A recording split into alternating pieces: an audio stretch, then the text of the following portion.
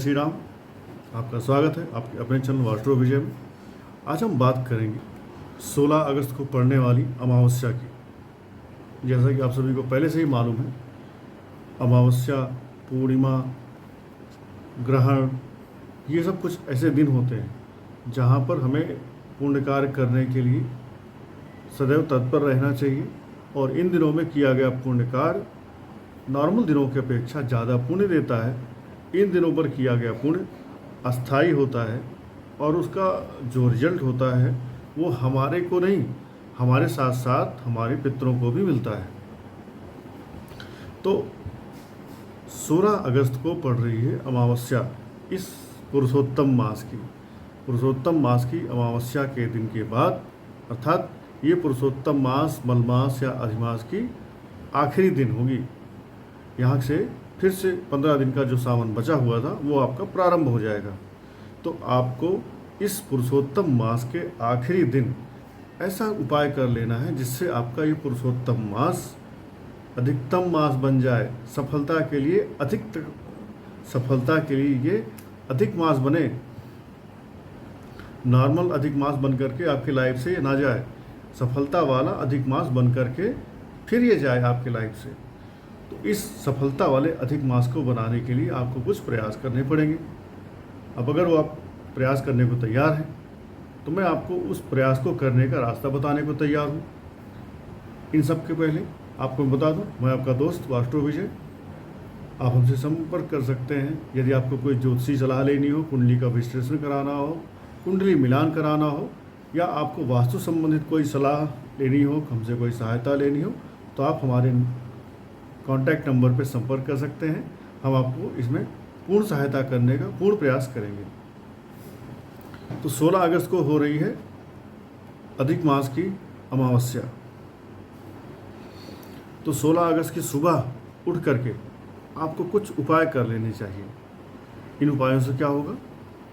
इन उपायों से होगा ये कि आप किसी पर्टिकुलर कष्ट से परेशान हैं तो वो कष्ट आपके कम हो जाएंगे, खत्म हो जाएंगे। जैसे आज के समय में काल सर्प दोष लोगों को बहुत परेशान करता है। इसके ऊपर मैंने पीछे वीडियो बनाया था, लिंक आपको डिस्क्रिप्शन में मिल जाएगा।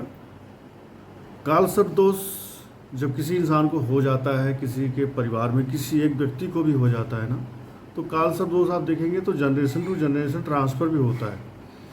तो आदमी के प्रयासों का जो उसका फल मिलता है ना, 100 रुपये का काम करेगा तो 50 रुपये उसको मिलेंगे रिजल्ट, 40 रुपये ही मिलेंगे, 100 रुपये तो भूल जाओ। तो काल सर्प दोष है या पितृ दोष है या आपके घर परिवार में कहीं कलह क्लेश है, कष्ट है, तो ये जो अमावस्या आ रही है ये एक गोल्डन अपॉर्चुनिटी है।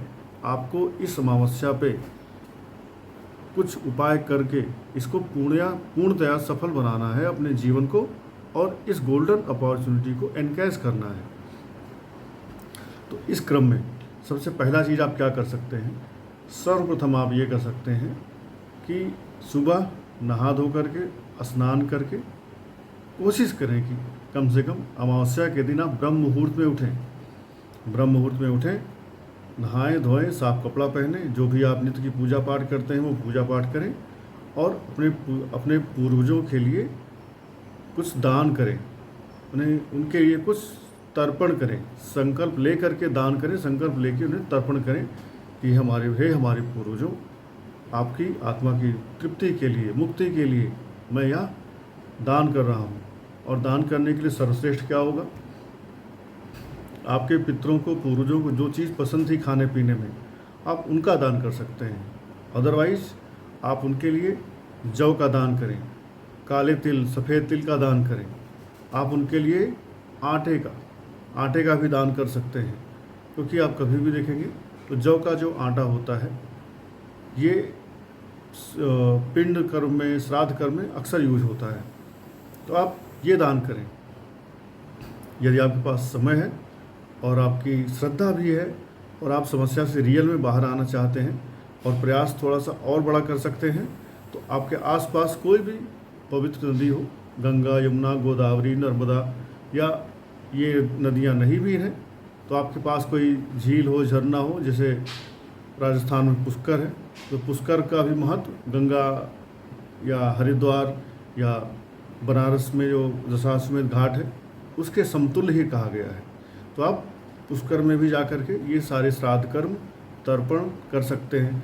तो श्राद्ध कर्म कैसे करना है? नहाएं उस नदी में या उस पवित्र सरोवर में नहा करके पिंड दान करें अपने पितरों के निमित्त, और पिंड दान करने पर वहीं पर बैठ करके वहाँ पर अपने पितरों का श्राद्ध कर्म करें, जिससे क्या होगा, आपके पितृ मुक्त होंगे, तृप्त होंगे। तो जब आपके पितृ जिस दिन मुक्त हो गए, जिस दिन आपके पितृ तृप्त हो गए, उस दिन आप समझ लीजिए कि आपने जीवन का सबसे बड़ा वर्ल्ड कप जीत लिया।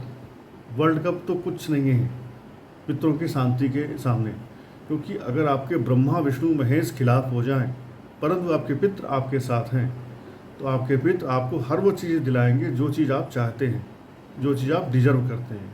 लेकिन आपके ब्रह्मा विष्णु प्रसन्न हो परंतु पितृ आपसे नाराज़ हो, तो आप उल्टा लटक जाओ, सीधा लटक जाओ। आपके पितृ आपके तक वो चीज़ें नहीं पहुंचने देंगे जो ब्रह्मा विष्णु महेश पहुंचाना चाहते हैं।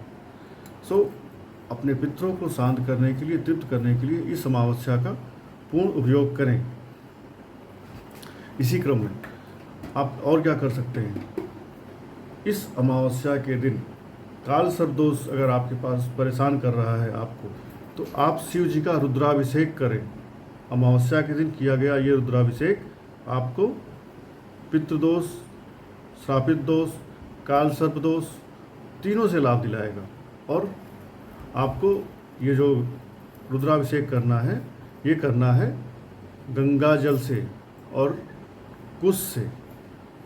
कुश को चूर्ण बना करके, पाउडर बना करके पानी में या गंगा जल में मिला लें और उससे कुशोदक से अपने भोलेनाथ का रुद्राभिषेक करें। भोलेनाथ आपको पाप, ताप, संताप, श्रापित दोष, पितृदोष और काल सर्प दोष से मुक्ति दिलाएंगे।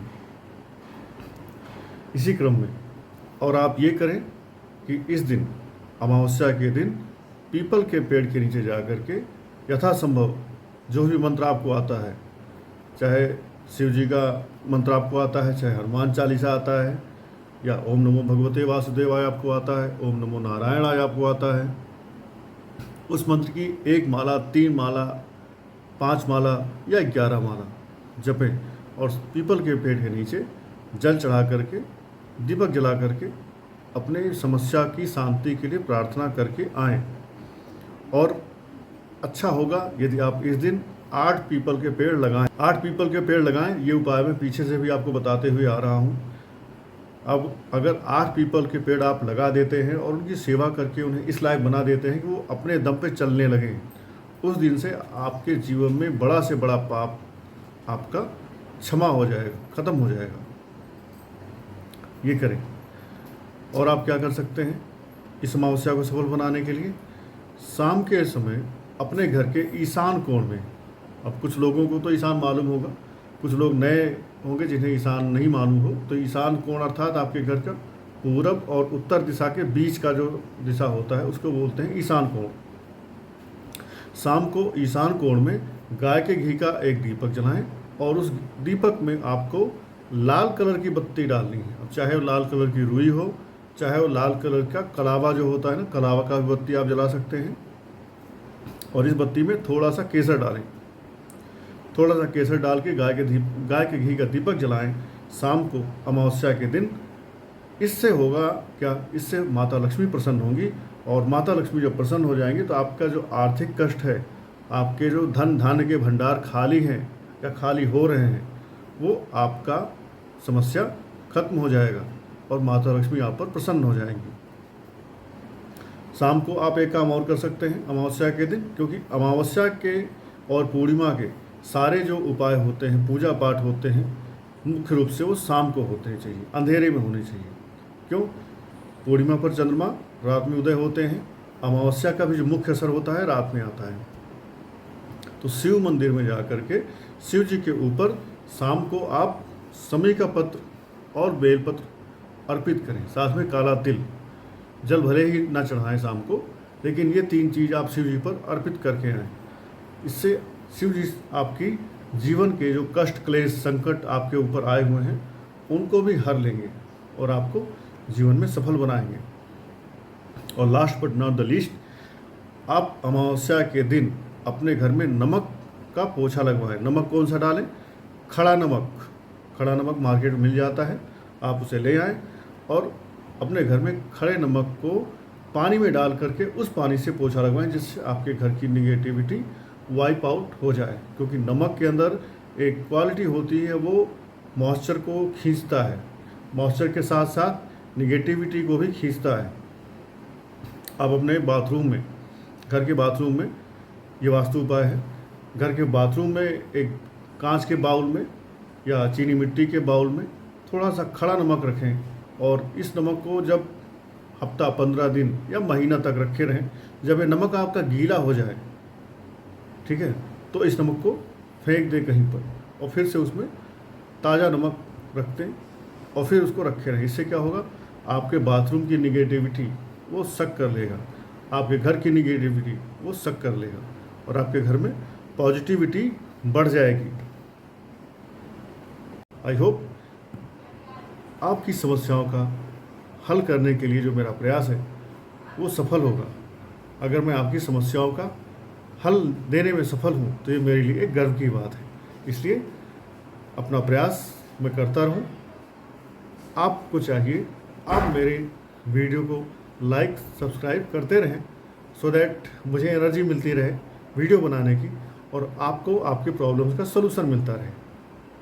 इसी अपेक्षा के साथ और आप फिट रहें, हैप्पी रहें, हेल्दी रहें, इस मनोकामना के साथ इस वीडियो को यहीं पर समाप्त करते हैं। जय श्री राम, हर हर महादेव।